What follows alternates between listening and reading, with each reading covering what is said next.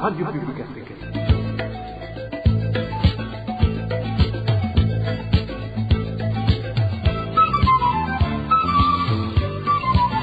Radio Publique Africaine.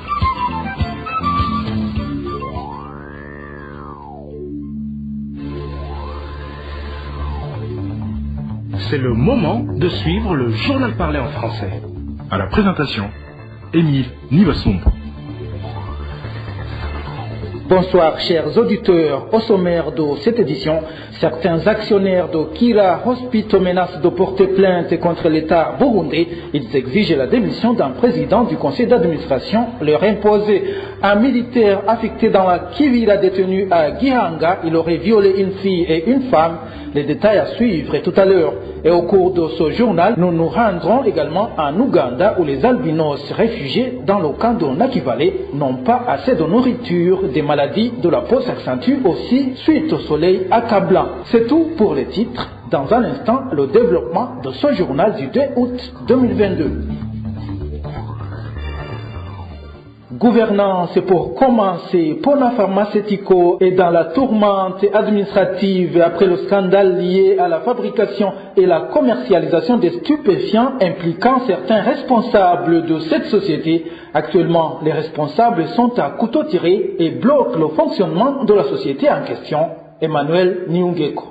La fabrication des produits douteux et la gestion mafieuse, tels sont les défis auxquels est confrontée la société Pona Pharmaceutical. Depuis bientôt un mois, cette société est paralysée par non seulement des problèmes d'ordre financier, mais aussi les responsables au plus haut niveau ne s'entendent plus sur les mécanismes de gestion. En date du 18 juillet de cette année, le vice-président du conseil d'administration de Pona Pharmaceutical, Martin Majambele, a improvisé une réunion du conseil au cours de laquelle il a destitué l'actuel directeur général Emmanuel Bamenye Kanyep et procédé à son remplacement par un nouveau directeur général dont l'identité n'est pas encore claire. Dans la foulée, le président du conseil, Elie Nihagoume, a annulé les décisions de son adjoint qu'il a qualifié d'irrégulières. Actuellement, la société aurait deux directeurs généraux qui se disputent le droit de signature. Une situation qui paralyse la société et pénalise le personnel. Des sources internes pointent du doigt à M. Prosper Hakizimana, alias Gisiga, un des actionnaires qui a déjà été accusé d'exploiter la société à des fins mafieuses. Début 2021, le nommé Gisiga avait entraîné la société dans la fabrication et la commercialisation de stupéfiants. Suite à des pressions internationales, lui et l'ancien directeur général, le Kenya Joseph Nyamote, avait séjourné temporairement en prison avant d'être mystérieusement sorti de cette prison. Un cadre de Pona Pharmaceutical crée la volonté de l'homme d'affaires Gisiga de vouloir encore impliquer la société dans ses affaires mafieuses. Une réunion urgente des actionnaires aurait été tenue ce mardi. Nous y reviendrons. Je vous le disais dans les titres, le dossier Kira Hospital prend une autre tournure suite aux violations du droit dans la gestion de cet hôpital et l'emprisonnement du docteur Christophe Sahabo. Certains actionnaires menacent de porter plainte contre l'État burundais. Ces actionnaires, parmi lesquels il y a la Sokabu, ont exigé hier la démission de Charles Ndagijimana, choisi par le régime selon eux pour être le président du conseil d'administration. Éloge Divin Remesha nous en dit plus.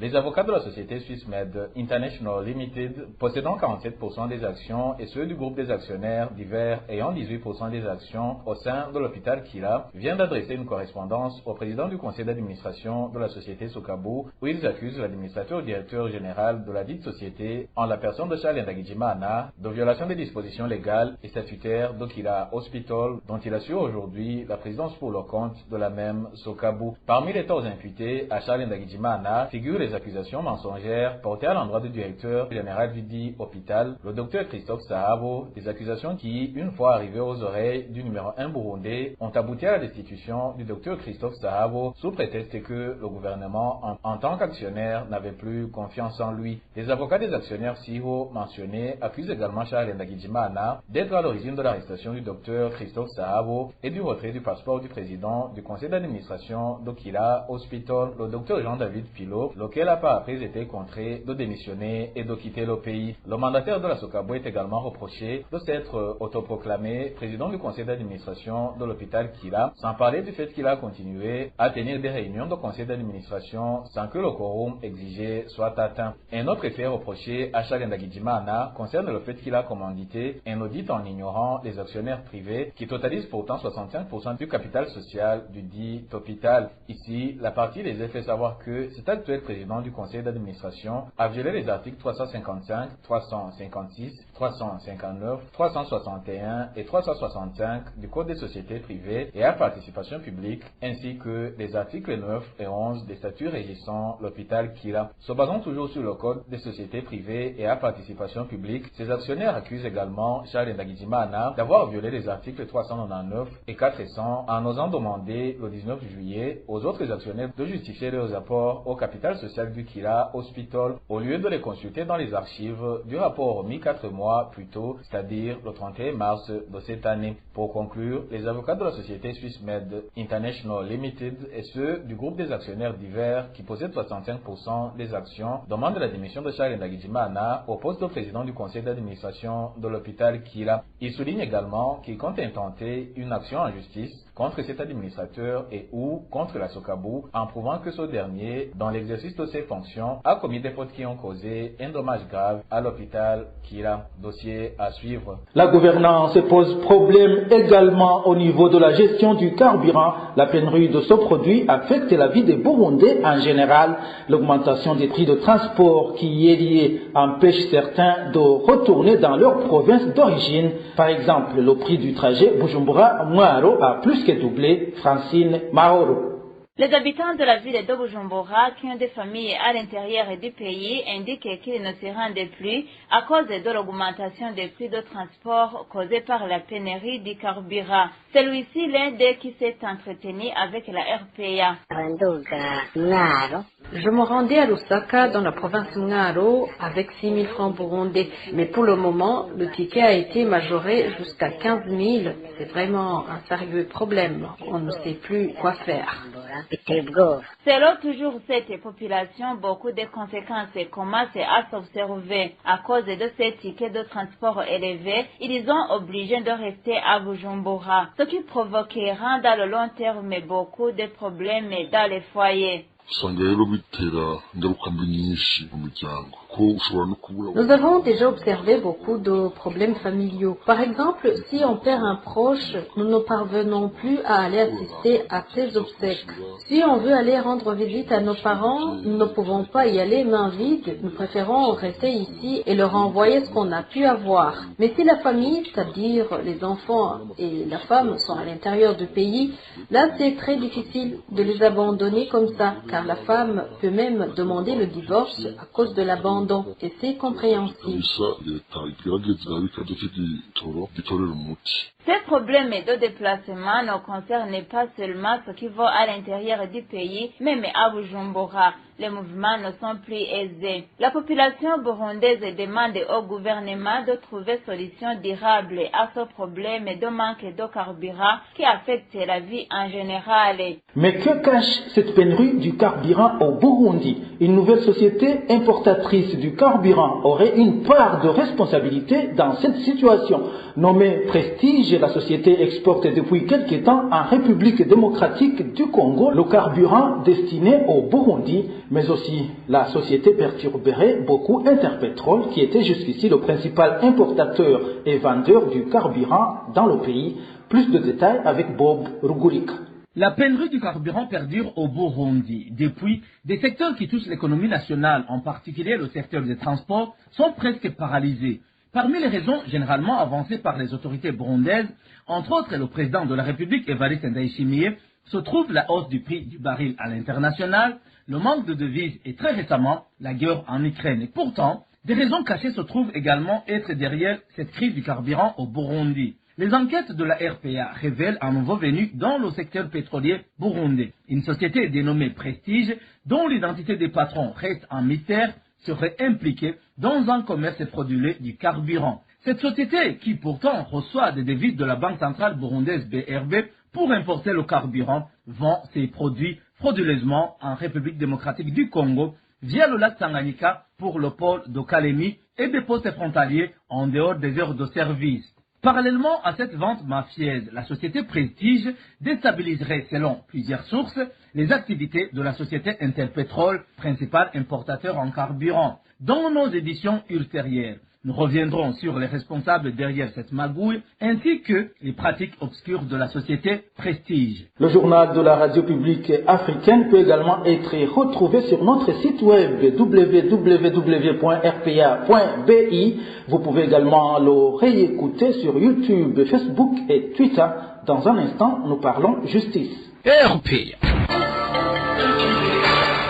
Un militaire affecté à la position de la réserve naturelle de la Rukoko en province Rubanza est détenu au commissariat de Gihanga. Ses collègues et la population de Gihanga font savoir que le soldat aurait violé 2 personnes, une fille et une femme. Inès Gakiz. Ce militaire a été arrêté ce lundi par ses supérieurs de la position de Gihanga. Ils ont été alertés par certains habitants de Gihanga qui s'étaient rendus dans la réserve naturelle de Rukoko à la recherche du bois de chauffage. Selon les informations livrées par la population de Gihanga, certains militaires en position dans cette réserve naturelle de Rukoko rançonnent souvent les gens qui s'y rendent à la recherche du bois de chauffage. Ce lundi, poursuit nos sources, certains de ceux qui sont allés chercher le bois de chauffage ont donné de l'argent aux militaires qui assuraient la garde, mais parmi ceux qui n'avaient pas l'argent, ce militaire a intimé l'ordre à 2 d'entre eux, une jeune fille et une femme, de rester sur les lieux. Ces dernières ont été alors violées par le militaire tour à tour, selon des sources de leurs proches.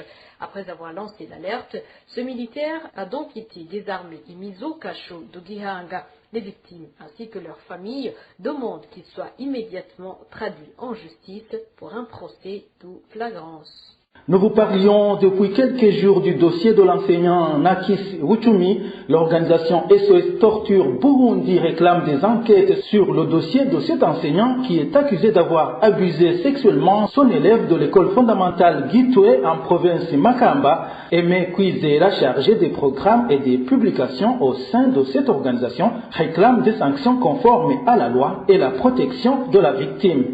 Premièrement, nous demandons des enquêtes sérieuses et indépendantes pour déterminer la vérité dans ce dossier. Et nous exigeons la répression de ce crime conformément aux dispositions des articles 577 à 579 du Code pénal, surtout que, selon les informations, la victime était mineure et que, de ce fait, on ne peut même pas invoquer le consentement. Deuxièmement, nous demandons que la victime et sa famille soient protégées. En effet, sa vie et celle de sa famille se retrouvent menacées, compte tenu du pouvoir de son bourreau, qu'il tient de son rang au sein du parti au pouvoir et de son dont les Imbonerakure sont capables de les infliger.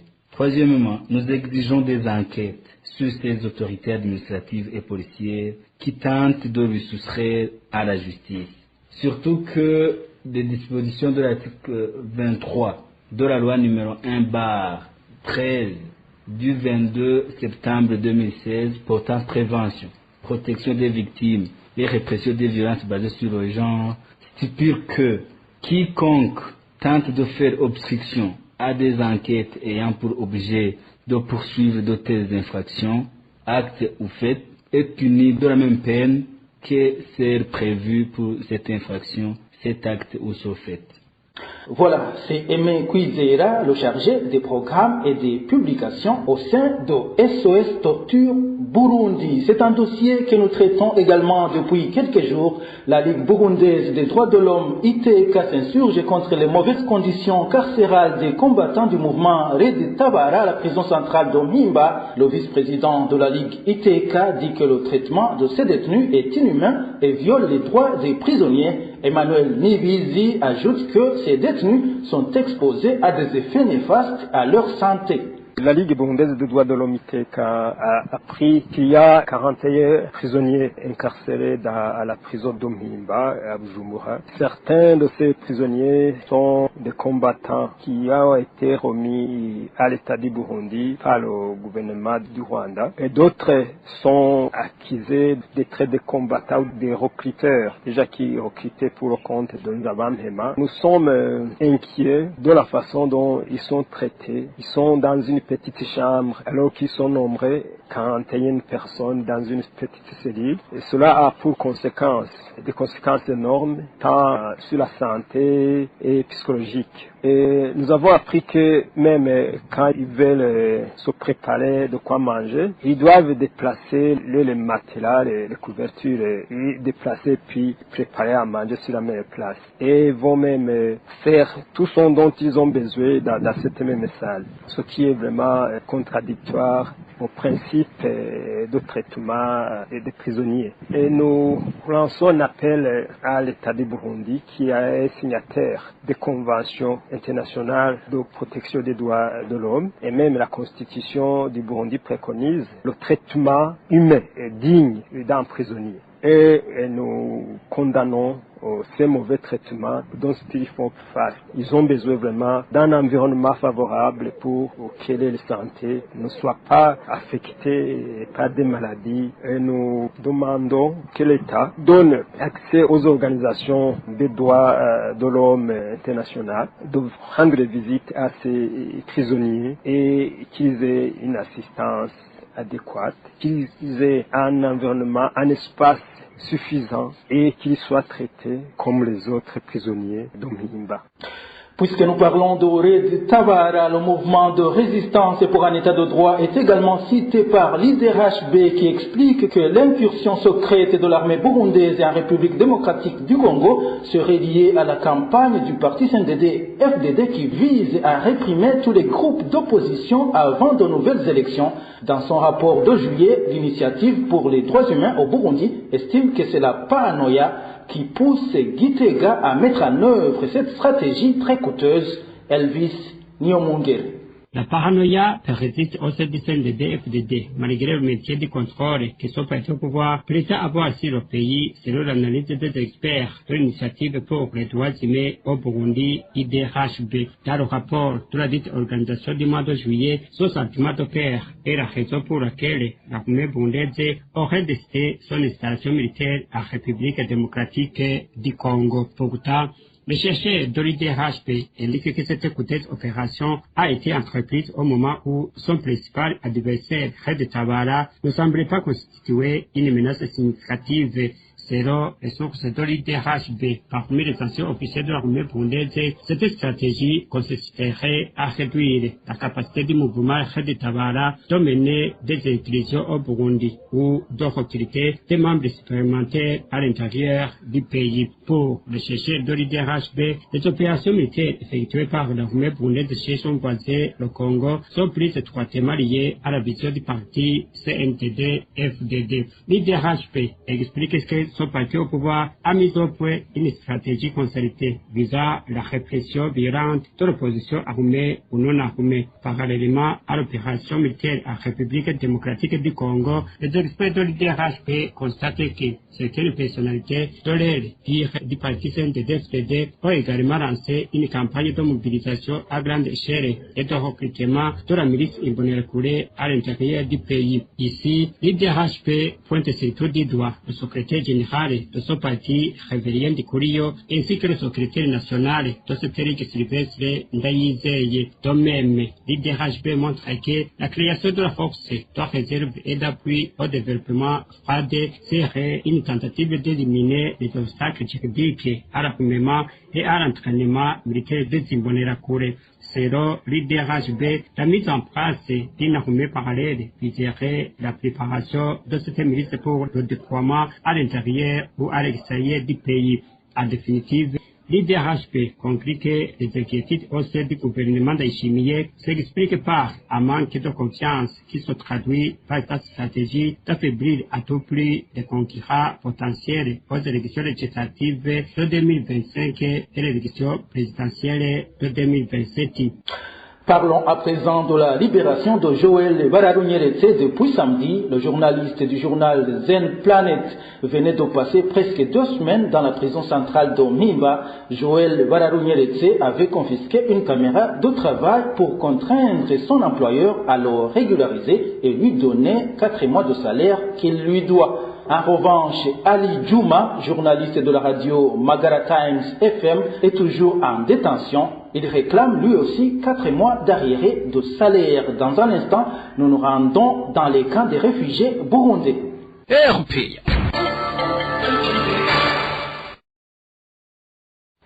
La coalition CBDH-Vicar lance un appel au gouvernement de la République démocratique du Congo et au HCR d'assurer pleinement la sécurité des réfugiés burundais qui se trouvent dans ce pays. Cette coalition des défenseurs des droits des réfugiés demande également que les auteurs des assassinats et autres violations dont sont victimes ces réfugiés soient traduits en justice. Suivez à ce propos Léopold Charangabo, vice-président de la CBDH-Vicar. Ça se voit bien que les réfugiés burundais en RDC sont en insécurité totale.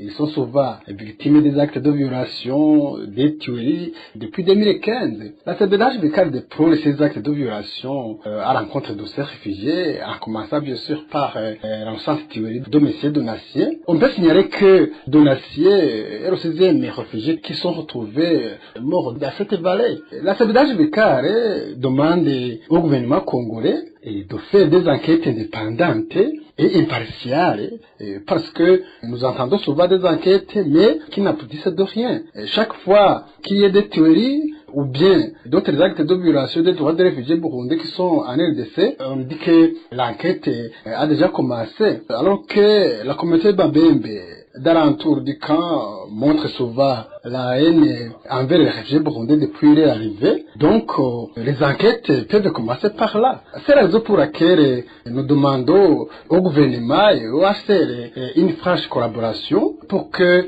ces assassins soient arrêtés et traduits devant la justice. La CBDH-Vicar demande également à la communauté internationale de suivre de près cette dégradation de la sécurité des réfugiés en RDC et qui devient de plus en plus grave, et exhorte au gouvernement congolais d'assurer bien la sécurité des réfugiés burundais qui se trouvent dans les camps en RDC. Pour rappel, dans la nuit de samedi, le prénommé Donatien, réfugié burundais du camp de Mulongwe, a été assassiné par des personnes qui seraient des Congolais du camp Babembe.